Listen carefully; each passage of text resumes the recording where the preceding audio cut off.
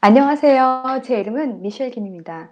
저는 캐나다 토론토에서 마케팅과 소셜미디어 준석사 과정을 2년 동안 해왔고 현재 기업의 취업을 앞두고 있습니다. 저처럼 해외에서의 유학, 취업, 또 이민을 고민하고 계시는 분들에게 저의 경험을 공유하고 싶어서 영상을 좀 준비하게 됐어요. 솔직히 혼자 하긴 좀 자신이 없잖아요. 그래서 저의 대학교 지인분을 초대해서 대화식으로 좀 진행을 해보려고 합니다. 안녕하세요. 저는 미셸의 대학교 지인 벤이라고 합니다. 오늘 어, 비슷한 고민을 가지고 계신 분들을 위해서 제가 그분들을 빙의해서 그분들이 궁금해 하실 만한 그런 질문들을 오늘 제가 대신해서 하도록 하겠습니다. 그럼 한번 시작해 보겠습니다. 자, 그럼 첫 번째 질문으로 캐나다 오신 지는 얼마나 되셨고, 그 다음에 어떻게 그 캐나다 토론토를 선택하게 되셨는지 그 이유를 한번 좀 얘기해 주시겠어요? 어, 제가 캐나다에 온 지는 지금 한 2년 정도 되었고요. 그 많은 도시 중에서 토론토를 선택한 이유는 크게 세 가지였던 것 같아요. 첫 번째는 자연 환경인데요. 모두 아시겠지만 한국은 미세먼지가 심한 데 비해서 여기 캐나다는 자연 환경이 어딜 나가도 굉장히 깨끗하거든요. 그리고 주변에 공원도 무궁무진하고요. 그래서 맑은 공기를 걱정 없이 매일 맛볼 수가 있어요. 그리고 두 번째로는 이제 교육 환경인데요. 대부분 한국은 한국 사람이죠. 그런데 여기 이제 캐나다는 다양한 사람들이 있고 또 경제 중심지인 뉴욕도 가깝다 보니까 아무래도 이제 미국이나 세계 각국 소식에 더 이제 귀를 기울이게 되는 것 같아요. 예. 그리고 이제 수업 프로젝트 방식도 실제 회사들과 진행하기 때문에 좀 더 실용적이고 또 이제 실질적인 수업 방식으로 진행이 돼서 참 좋은 것 같아요. 예. 그리고 마지막으로는 이제 세 번째는 직업 환경인데요. 어, 캐나다가 이제 최고의 경제 도시고 또 가장 취업률이 높은 곳이라고 들었어요.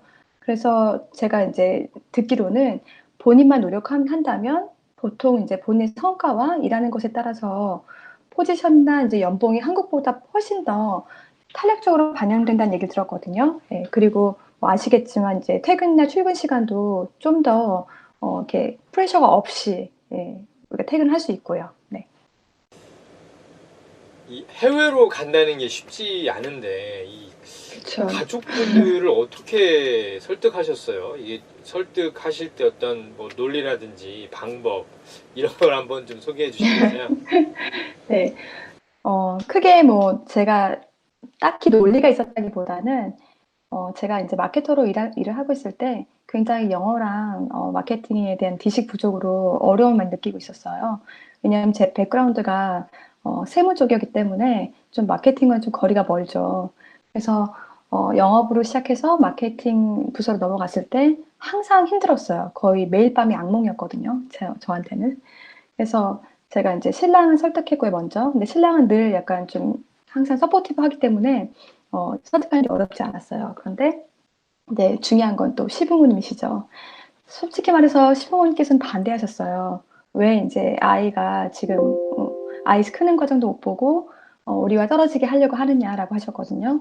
그래서 이제 부모님을 설득할 때는 일단 제가 지금 만약에 직장에서 더 오래 일하고 싶고 또 이제 제가 좀 숙련된 스킬로 일을 하기 위해서는 좀 이런 이제 지금 마케팅 공부를 해야겠고 또 영어도 지금보다 한 단계 올라가야 된다라고 말씀을 드렸어요. 그리고 아이도 좀 이제 세상의 빠른 변화에 좀 적응하고 또한 좀 더 넓은 세상을 보는 것이 좋지 않겠냐라고 제가 말씀을 드렸고 지금 저처럼 똑같은 어려움을 겪게 하고 싶진 않다라고 말씀드려서 좀 그 부분이 부모님께는 좀 먹혔던 것 같습니다. 네. 아, 자, 그러면은 네. 캐나다에서의 학업이 지금 몇 년 정도 지금 해오셨고, 그 다음에 네. 학업을 하기 위해서는 이제 어쨌든 학비도 필요하고 생활비도 필요할 텐데, 여러 가지 그쵸. 그런 어떤 뭐 일이라든지 아니면 이제 진짜 최종적으로 졸업을 하시면서 지금 뭐 구직 활동 어떻게 하고 계시는지 이런 얘기를 좀 해주셨으면 좋겠네요. 지금까지 사실은 한 16개월 정도 공부를 했고요. 그래서 이제 준석사 과정을 이제 두 개 한 셈이에요. 한 개 준석사당 8개월이 걸리거든요, 사실은. 그래서 원래는 이제 8개월이지만 사실은 이제 4개월 브레이크 없이 하다 보니까 또 1년으로 이걸 인정해 주죠.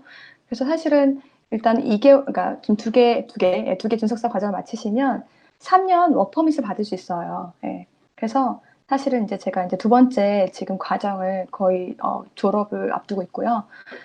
이 과정을 한 동안에도 사실 회사를 다녔고, 지금 또 이제 졸업을 앞두고 다른 새로운 회사 생활을 시작해서 지금 현재 일을 하고 있어요. 네. 캐나다하고 한국에서 각각 이제 네. 학교 생활도 해보시고, 그 다음에 직장 생활도 해보셨는데, 네. 이게 각각 그 뭐 문화가 다를 테니까, 막연하게 이렇게 다를 것이다라는 생각은 갖고 있지만은, 이게 회사 생활이나 학교 생활이 어떻게 다른지 한번 좀 얘기해 주시겠어요? 학교 생활은 한국은 좀 더 강의 위주로 이제 진행이 되고요. 학생들이 좀 적극적으로 그러니까 수업에 참여하고 있다는 느낌이 들지 않았었거든요.